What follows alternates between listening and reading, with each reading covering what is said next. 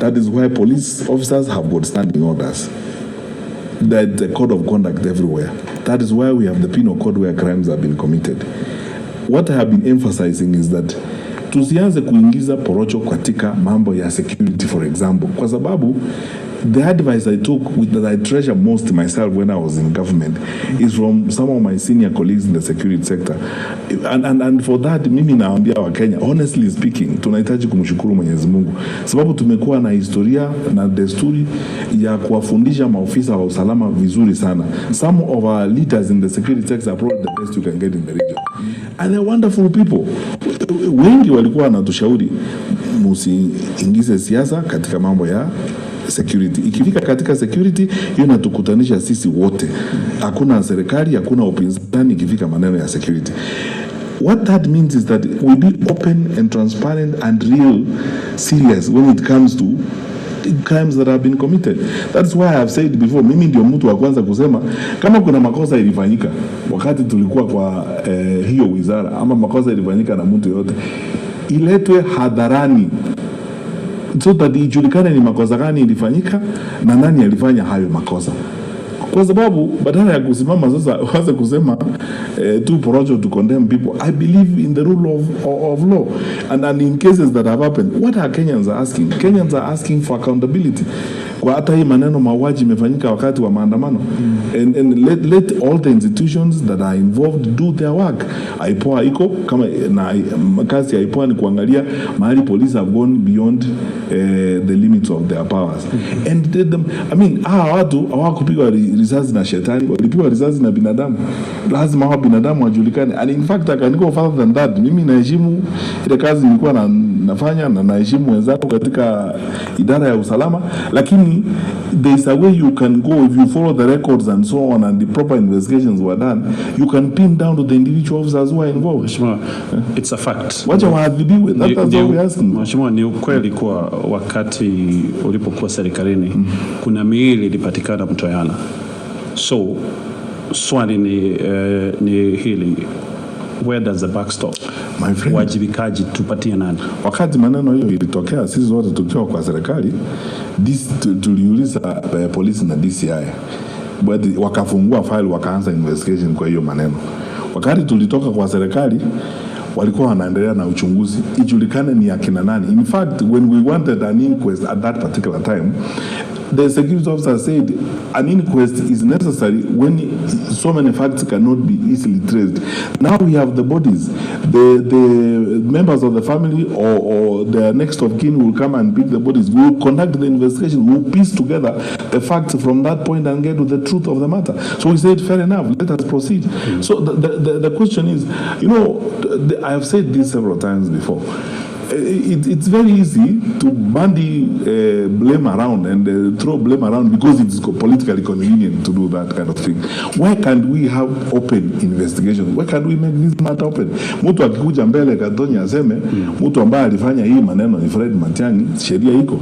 Okay. I have never lived above the law in my life.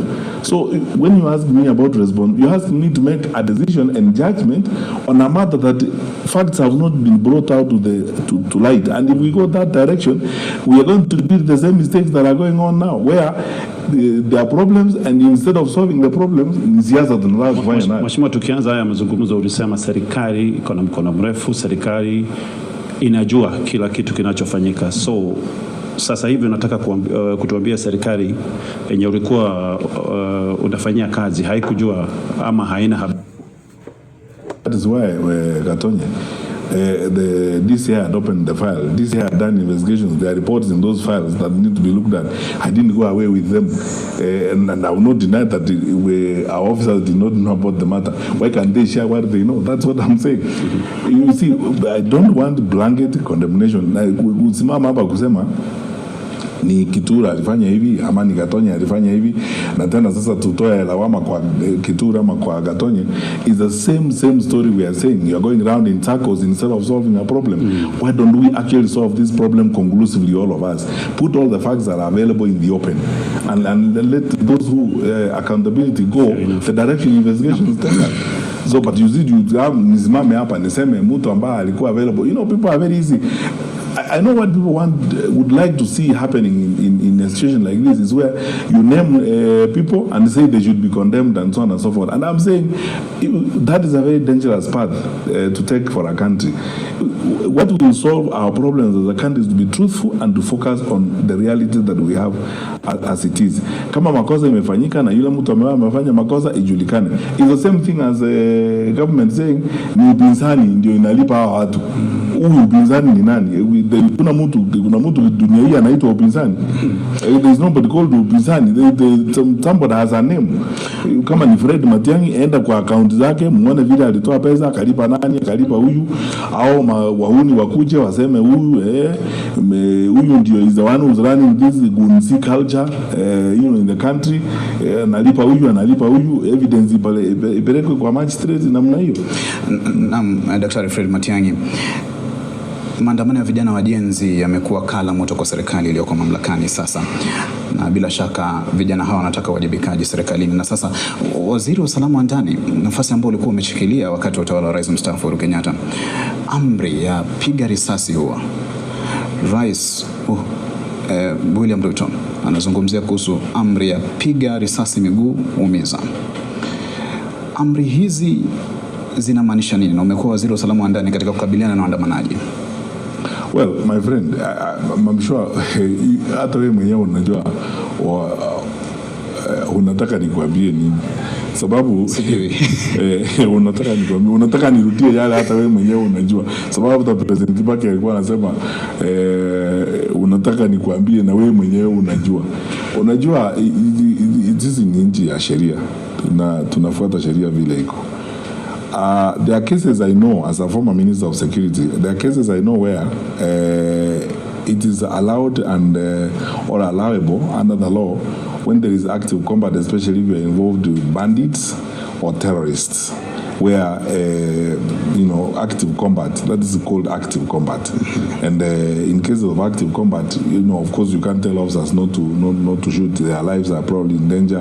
They are facing people probably more armed and better armed than themselves. I know that even me, when I was Minister for Interior, a number of times when we were dealing especially with some active combat challenges, we encouraged our officers that the law covers them very well in cases of active combat with bandits and terrorists.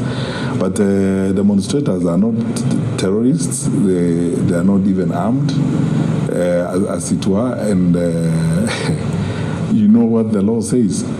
The only rider I would like to add to this, and I'm doing it with utmost respect, and it should be seen that way. Unajua sisi tumelelewa katika mazingira yale ambao wale ambao wako katika ofisi ya rais tunawaita baba wa taifa, father of the nation, which means that wakati yote imekuwa vile imekuwa, kila mtu dunia hii, awe mtu wa upinzani, awe mtu wa kuandamana, awe ofisa wa usalama, wote wanaangalia katika ofisi moja kama final cover ya kila mtu ambaye ni Mkenya. That is why desturi yetu na historia yetu sisi kama Wakenya tunaita wale ambao wako katika wale ambao wamebarikiwa kuingia katika ofisi hiyo, tunawaita, wanaitwa baba wa taifa. Hiyo ndio desturi tuko nayo.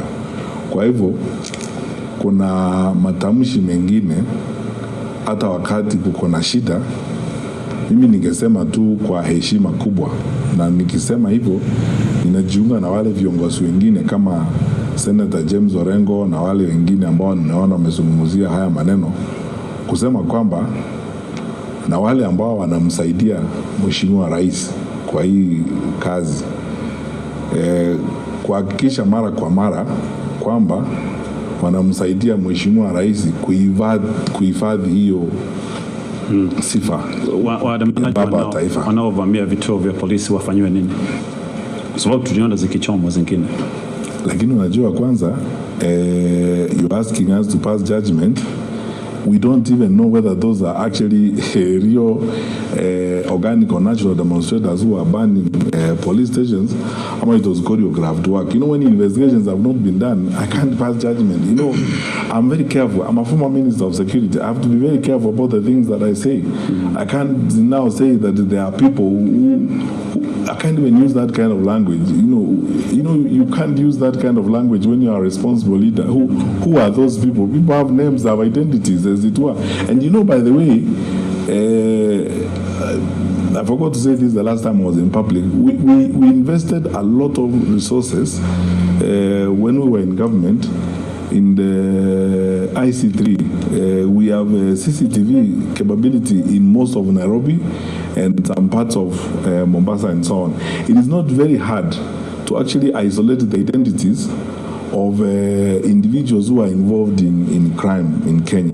Secondly, also, by the way, Gatonya, just so that you know, our personal identification database, hata ile ambayo imehifadhiwa na DCI, kwanza ya vidole and so on, is probably one of the strongest in the region. That is why it is easy. When I say we have capacities that other people don't have, I mean it. Our security forces have got a lot of capacity, and to be absolutely fair and objective, our training of our security people is very good. They are very, very good. Okay. Which means they can actually get to the bottom of this matter.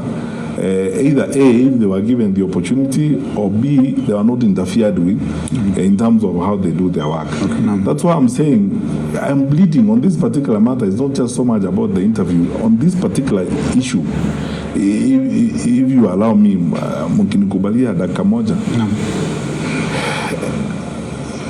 I have faith. I know most of the people who are senior in the security sector because I worked with a number of them, and I know their capacity. They are good.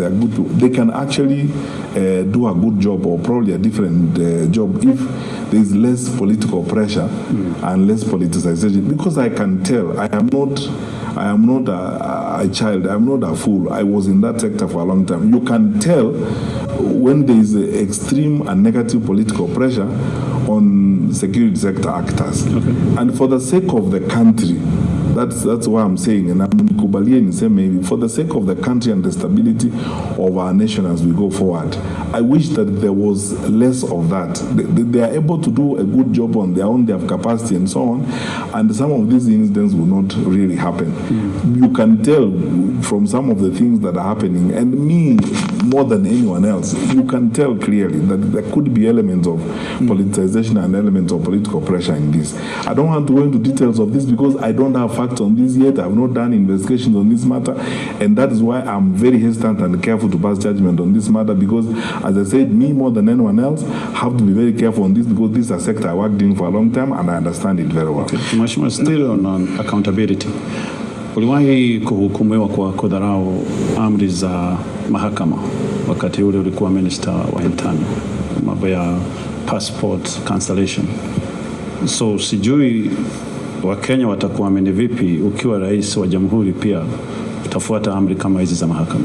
By the way, niwie radhi, wacha nikwambie tu ukweli. Umekosea. You have your facts wrong. Mimi sijahukumiwa kuhusu mambo ya passport cancellation anywhere in this world. What happened is that an appearance on a matter that was before a judge in court on the issue of Miguna that happened while I was at the GSU headquarters for the pass out parade, and when that appearance did not happen, or we did not appear, we were said to have been in contempt of court. The matter went to the Court of Appeal. I don't want to talk about it because we are always advised not to comment about things when they are make sideline comment on what's in court. But otherwise, the truth of the matter is that there is not a single passport, not one, and I challenge you or anyone else to show me one that I cancelled. Naam, vijana wanalalamikia kuhusu ukatili wa maafisa wa polisi, na bila shaka ulikuwa waziri wa usalama wa ndani, na hali ni ya kutomausha vijana wanapojitokeza barabarani kuandamana kuhusu utawala, na tumeona hata baadhi ya maafisa wa polisi wakilalamika kuhusu hali ilivyo, pamoja na ukiukaji wa haki za binadamu na amri ambazo wanasema hazijafuata katiba kutoka kwa wakubwa wao. Wakati huo huo vijana hawa wamechangamka katika mitandao ya kijamii, wana uwezo wa kubainisha afisa wa polisi ambaye anahusika na ukatili. Tazama kisa cha mchuzi wa barakoa Boniface Kariuki aliyepigwa risasi na Cleansi Barasa, afisa wa polisi. Je, vijana hawa katika masuala haya ya usalama wameinasa serikali katika kuwajibisha maafisa wa polisi katili? You know, if I may take this moment pia kuwaelimisha wasikilizaji na watazamaji. Kitur, our policing culture by tradition inaitwa policing in a civilian government context, kwamba serikali iliyoko katika Kenya imechaguliwa na wananchi, so that it's a civilian government that is playing oversight over the country. We are not a police state, or we are not a military state, as it were. Therefore, any actions by security forces are guided by the oversight of the civilian leaders of government. That's what happens. And tumebarikiwa tangu uhuru wetu 1963 hatujakuwa na wakati tuko katika chini ya ulinzi wa jeshi ama ulinzi wa security ambao hauzingatii katiba. Maana yake ni hii, the citizens have a right to ask questions of security officers or to ask questions of officials of the security sector. Hata nikiwa waziri wa usalama, na nafikiri hata wale wako huku saa hii ni kitu wanafanya, kwa sababu ukienda kwa baraza, kama unaenda kufanya mkutano wa hadhara na chief na assistant chief na wale wengine,